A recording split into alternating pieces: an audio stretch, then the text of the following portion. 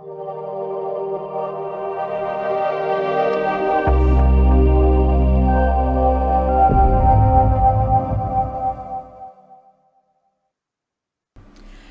I'm Osmanqizi.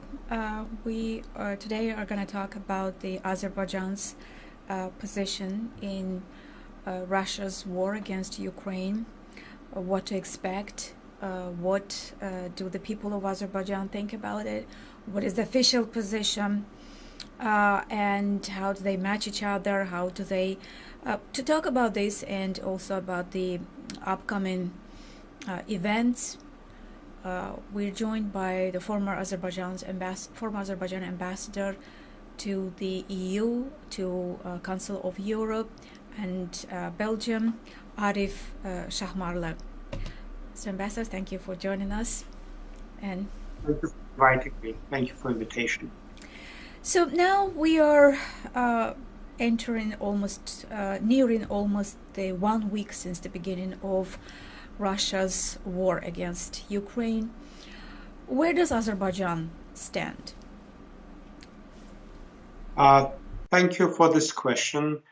When we say Azerbaijan, and we have to make distinction between people of Azerbaijan, which are overwhelmingly on the side of Ukraine. We can see it on the social media. I haven't seen any comment supporting Russian position, even if there is something just neutral. Pro-government people can say that we are in favor of peace, that Ukraine and Russia should come to an agreement, but you don't see any comment supporting Russian position or bombardment or these barbarous attacks on Ukrainian cities and citizens. So, but when we come to the position of the government, to the position of the ruling party, to the parliament, we see full silence. No comments, no statements. Very careful language, like about territorial integrity, about call for peace, but we don't see unilateral support of Ukrainian position, accusation of the Russian attacks on civilians, on infrastructure. Today I saw Ilham Aliyev jumping over the fire for Nowruz holiday, and world is now on the brink of the nuclear war. International community is united against this action, and what our president does is jumping over fire in preparation to Nowruz. So, as a citizen living abroad, I feel my feelings are full shame, and I don't understand position of Azerbaijani government. I can say, Sevinch Khanım, how Europe reacts, because in comparison to what we see in Azerbaijan and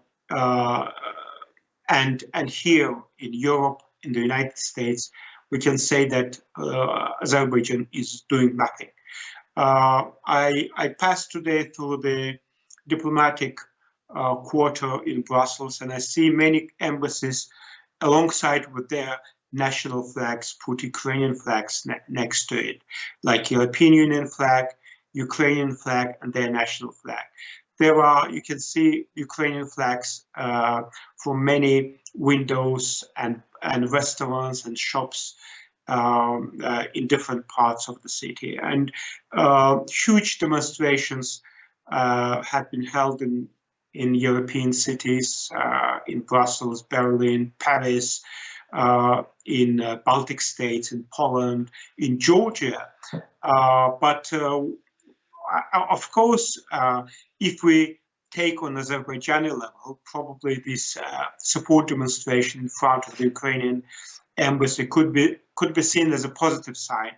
When there is no demonstration, or even 5 people cannot come together in some cafeteria, this can be evaluated as a positive step. But again, we see only opposition people were there, people who are not belonging to any political party, but we haven't seen anybody from the government, anyone from the deputies, nobody.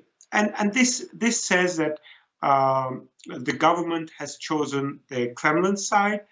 It has the same policy of trying to please policy, which we have been seeing during many years. And of course, the visit of Ilham Aliyev just on the day of recognition of so-called Lugansk and Donetsk republics was a shameful act which will enter into history of Azerbaijan as deplorable page. And of course, signing of this treaty with between Ilham Aliyev and Putin was really a big shame, and not only shame. I believe it is action that might put my country into bigger danger. Maybe not now, but in the near future. Well, you mentioned that there was a rally in Baku in support of Ukraine in front of the Ukrainian embassy in Baku. Now, those are rare footages. I mean, we don't get to see any protests in Azerbaijan. They're banned. Whether it is a one-person rally protest or hundreds are willing to take part.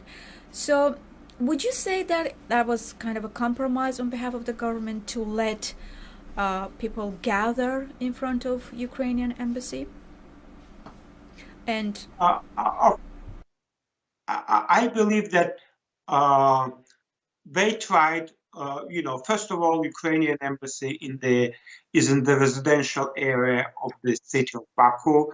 It's a little bit far away from the central streets. You cannot see this rally. The rally was squeezed between two walls of the street. In Baku, residential areas are mostly surrounded by the fences. The fence of the embassy from one side and from other residences in the street. While we have seen in all countries around the world, the rallies were held in the central squares. In Brussels, next to the European Union buildings, right in the center of the city. In Paris, Berlin, in Georgia, we have seen rallies held in the central places.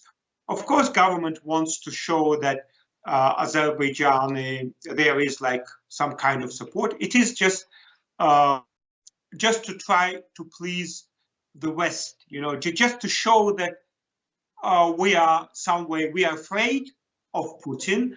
We try to be, not to damage ourselves, but we have some sympathy.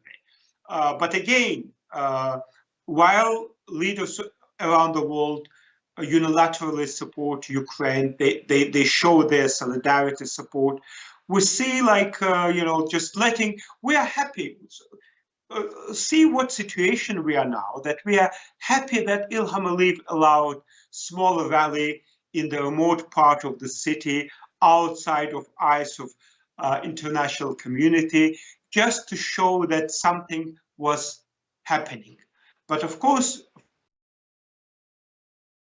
you're right. I mean, if it was allowed,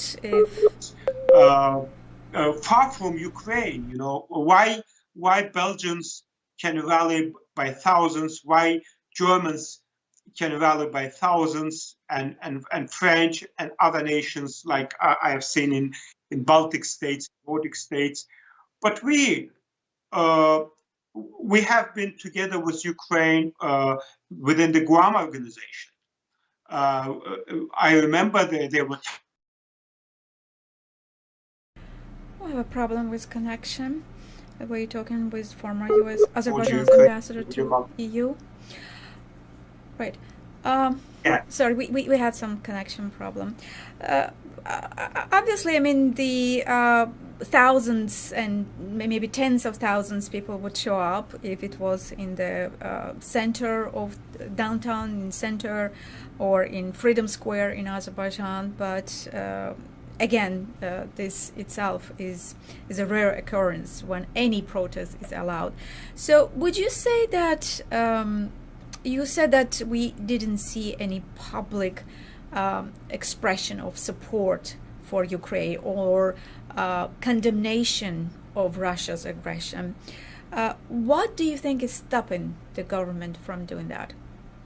Is it the union declaration that it signed with Putin's Russia a couple of weeks ago? You know, there are, I believe that there are more links between Aliyev and Putin, and both regimes are authoritarian, repressive. There are, I believe that what we know, what we see, you know, this, for example, this recent visit of Ilham Aliyev to Moscow, but I believe there are more things that we don't know also. We know that Aliyev family is closely linked to Russia. They have their extensive business in Russia.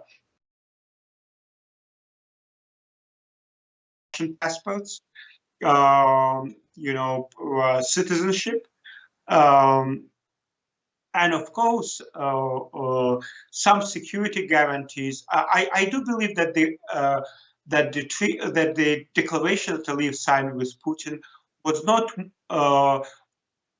not so much about Azerbaijan-Russia security arrangement, but more Putin assurances or Putin guarantees of security for Aliyev broader family. Aliyev, his wife, his children, his wider family. And of course, there are, as I said, lots of corruption links. We have seen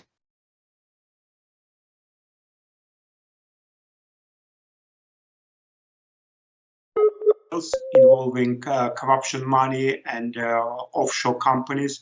We have seen how much these companies are linked. The transactions are carried out between Russian state companies like Rosaboronexport and Azerbaijani ruling elite and their accounts. So that there are much more links and connections. Even probably, Sevinchham, you and me, we know a little bit more than ordinary Azerbaijani, but I believe that we know only 10% of the relations between Aliyevs and Putin and Naryshkin and other people in Moscow. Of course, not only Aliyev, his father was strongly linked to Moscow. He was KGB general, and of course, when he was living, he asked Putin to support his son. I remember it wasn't hidden, and just before Aliyev fell seriously that he couldn't operate. Before that, there was a visit of Putin to Baku, and I believe that time he gave Aliyev asked him to support Ilham Aliyev, and we remember this transition, how it happened, that and up to now, I think that there are kind of arrangement. For example, Aliyev buys Russian weaponry. Aliyev, sends money for some project in Russia. I remember that they invested in oil refinery factory in Russia. Aliyev Aliyev family has share in Russian VTB Bank, which is under sanctions. And I believe that there are much more things that we don't know. We only know what is on the surface, but I believe that there are several layers of connections between security, Azerbaijani security, Russian security. There are some kind of the security arrangement for the family. I believe that many arrests that were carried out in Azerbaijan were done thanks to the information provided by Russian security, including about Eldar Mahmudov, former National Security Minister of Azerbaijan, and many other people. So this is a much more serious connection. Aliyev tries sometimes to deceive the West by saying that he is obliged, that he has no other choice but to cooperate with Putin, otherwise Putin will, destroy him. But it's not like this. It is a voluntary or conscious alliance, and I believe that this is Aliyev just tries to sometimes to please the West, that's just to show that he is ready to cooperate with the West. But in fact, what we see is deception. Aliyev is not willing to sign association agreement with the European Union. Within the Eastern Partnership, this strategic partnership is not yet signed. Azerbaijan avoided membership in other organizations like World Trade Organization. Negotiations have been going on for many years and no any advance in this direction. So nature of both regimes are corruption, repressions, and wars. Whenever Aliyev or Putin is weak inside, we can expect war, we can expect provocations, we can expect more repressions against civil society, against the people, against the opposition. So these two regimes are like twin regimes. Just size of the countries are different, but if you see even propaganda, the way they speak, the way they treat civil society, the way they treat opposition, the political prisoners, we see everything is the same. Even legislations, Azerbaijan, you can see legislations that our parliament is passing, and you put next the Russian version of the same law, you see that it is just copy-paste legislation, just translation is there, but absolutely the same texts. You said, well, the Allied cooperation declaration between Azerbaijan and Russia was signed on 22/2/22, this symbolic number, yes, which apparently stands for coupling. Now, just the day when the Russia's aggression against Ukraine started. Now, it came as a shock for the Azeri public. The visit itself, that Azerbaijan's president will be visiting Russia, Moscow, has never been confirmed by any official sources or indeed any sources.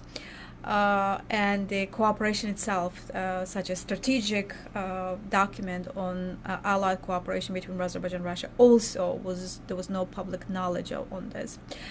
Now, how long do you think these preparations for this document have been going on? How well in advance it was prepared? And your thoughts on that? Obviously, there is no official knowledge, or there was no public discussion on that. And also the very date, 22/2/22, the day when the aggression started.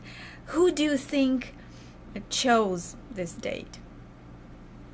I do believe that Putin chose, because he's mad about numerology, but Aliyev is also, we can see very similar psychological nature of these two people as well. They see the world the same way. They always, both of them, try to push maximum to the extent when someone is just accepting his way. But when you show strong reaction, they are taking steps. I believe that, of course, Putin chose this date because the meeting was held in Moscow. I believe that document, of course, was was submitted long time before the signing. This kind of things don't happen by one call. So that it was prepared. I believe that the lawyers of the administration checked it and were discussing it. Probably there were like small minor details that have been agreed on the last minute. As Aliyev said, that they had 5 hours discussion. Probably not on this particular paper. I believe that the intention of the visit was not just this document, but of course was more guarantees from Putin to his regime, and that's why he went to Moscow with his wife, who is very much focused on succession. She wants to be the next leader of Azerbaijan, so that they want to keep their finger on power even after Aliyev goes, and so that he wants to pass the power to his wife and family, Pashayev's family.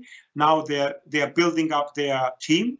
We see it in the parliament, in the administration, in key positions in Azerbaijan. They try to seize also financial sector of Azerbaijan. Of course, Putin chose, but Aliyev, of course, everyone knew that Russia is going to start aggression. It was just, it could have been not 22nd, maybe 26 or 20. But when Aliyev was on the way to Kremlin, he knew that the day before, self-proclaimed separatists, so-called leaders of Lugansk and Donetsk republics, signed almost similar agreement with Putin. So Putin invited them, and they signed this treaty and also recognition of these two separatist entities. And it is shame for head of state to come after these two puppets, Russian puppets, come to Moscow, sign this agreement. The next is on the line is Aliyev. Aliyev comes the same dates almost, and Aliyev came one day before signing this agreement, so that they were the same period in Kremlin. It is a big shame. It's a big shame. We have heard from different sources that Putin wanted to bring more leaders to Moscow to show solidarity with Moscow, but everybody refused this invitation. We know that Armenian Prime Minister was also invited to Moscow. He refused to come, but on the ground of some technical problems. The same did Kazakh President Tokayev, and maybe some other people. So the only person who came to Moscow with his wife was Aliyev. And again, I believe that the only reason is just to get personal guarantees from Putin for family rule. And of course, if we follow what happened afterwards, Aliyev gave a press briefing in Russian TASS agency, telegraph agency of Russian. It is state agency where many people from this agency are on European and American sanctions, like Margarita Simonyan and others. They were talking to Aliyev around table, asking him the questions. And one of the questions was, could you expect that the war would start, that Russia would recognize Lugansk and Donetsk Republic? Ilham Aliyev said that, I wasn't sure, I wasn't aware, but he underlined that even if I knew that that things would happen, that the war would happen, I would come anyway. So he said clearly that he wouldn't cancel his visit because the war started or because Russia violated international law. And another question was about Russian Azerbaijani further possible integration into the Russian geopolitical structures like collective security treaty. Aliyev said that this agreement, this declaration with Russia, is in fact alliance, also military alliance. And if we take collective security treaty, it's mostly about Russian law. Without Russia, collective security treaty has nothing, no role or no power. And Aliyev underlined that by signing this agreement, he is in military treaty with Russia, so that it's not only alliance, it's not only political treaty, but it's also a military treaty. And by signing this, Aliyev also made engagement on not only on political economic support, but also military support if Russia requires. Well, back on the Allied Cooperation Declaration signed between Aliyev and Putin, why do you think there was such a secrecy around this document? I mean, why not to make it public ahead of time? Why not to have public discussions? Why not to have, people, NGOs, politicians say what they think about it? What would be the pros and what would be the cons? Should we or should we not go for it? Why do you think this document has been kept secret till the last minute? What would have happened if there was no secrecy, if it was made public? Sejhan, but do you remember any other important document that was signed by Aliyev that there was some discussion? In most of the cases, dictators behave like this. We know about his visits to other countries from foreign media.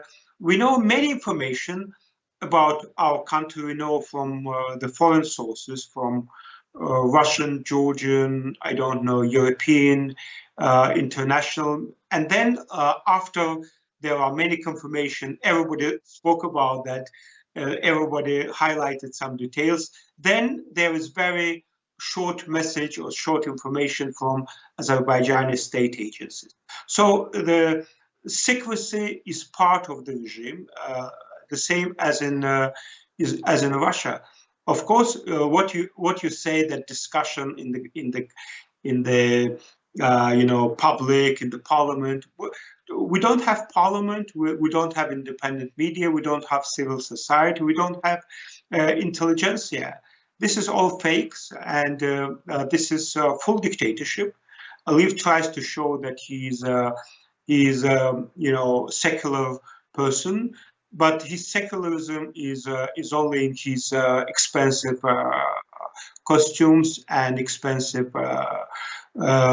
dress for his wife and children, and very expensive property around the world. But when it comes about values, about some kind of democratic cover, we don't see anything. We should understand that both Aliyev and Putin are the same kind of people. They are both really dictators who have been in power for a long time, and they don't care about their people. They don't care about public opinion. They don't care about society. They try. They have two ways of dealing with people.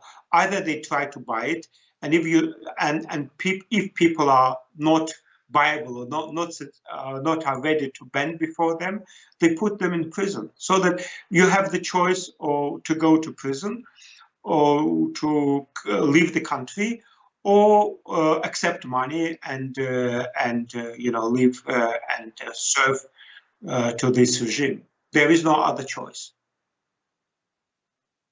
Do you think if it was made public, what would be the Azeri public's reaction? Can you think of anyone who would support this allied cooperation with Russia?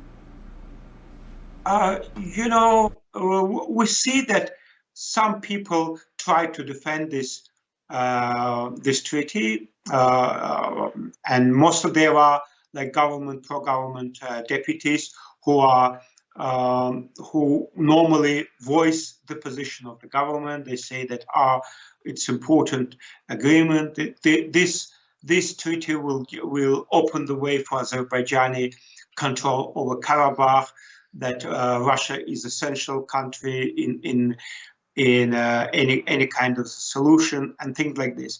So when it comes to Azerbaijani society, we see very few parties which remain in a position. Most of the parties have come to an agreement with the government. Not most, I would say that 90%. We call them a bus opposition, because they are the government takes them to different kind of the country just to show that there is a position, and they work with them.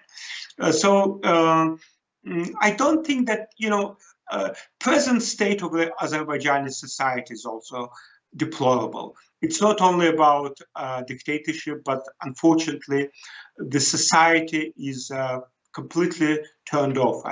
We don't see any position on major things, even the things which are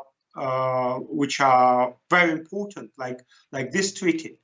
We see only opposition speaking about that, but we don't see society reacting. Like people react in Ukraine, like Georgians react to any kind of statement from their leaders. We see almost zero reaction from the society. So society is unfortunately turned off, and the regime, Aliyev regime, managed to have this state of the society, and it's very deplorable. I really regret that what we have now is unacceptable. So not only on Ukrainian issues, but on domestic issues. After Russians entered Karabakh, we have seen government organized rallies in the city center next to the martyrs alley with the Russian flags, and in fact, Russian tanks. In fact, this alley was made in memory of Azeris who died under Russian tanks, and they organized the rally just in front of this alley of martyrs. So, and nobody said anything. Opposition. We talk on social media. We have some opposition parties who try to criticize the government, but the number of critical voices is very, very limited, unfortunately. Well, one of such voices, the leader of opposition VIP party, it stands for Citizen and Development Party, Ali Aliyev, has been thrown to jail back in January 13. He was one of the most vocal voices against Russian aggression. Do you see a connection? I mean, was it a part of the preparation events on the eve of the upcoming? I say that I would agree that on Russia, Aliyev's position was probably one of the most vocal ones. I remember his speeches. He always spoke very emotionally, with lots of anger against Russian actions in Karabakh, and also about this Russian helicopter that fall, and many people, I think 11 border guard officers died. I believe, of course, one of the voices that have been put in prison is Aliyev. I believe that, I personally believe that they tried to some way to attract him to, or some way to engage him, or to make him the boss opposition. And when he refused, I think that they decided to punish for not agreeing or for trying not to cooperate. But also, of course, I believe that his position on Russian role in Karabakh, on Russian weapons, that he was very vocal about criticizing the poor quality of Russian helicopters or Russian missiles. It could have been also a request from we call fifth column or Russian agents or pro-Russian forces that made everything possible just to put him in prison. It's already third month of his arrest. I don't remember how long passed since he has been arrested. But of course, we all demand his release. But unfortunately, again, our society is not strong enough to make some demands and make government to listen. Why Aliyev does what he wants? Why Aliyev doesn't consult anybody? He goes to Moscow and signs agreement with Putin, and he's not consulted with the society. It has been published in the media because he sees state of the society. Azerbaijani societies, unfortunately, we don't care. People don't care about these things.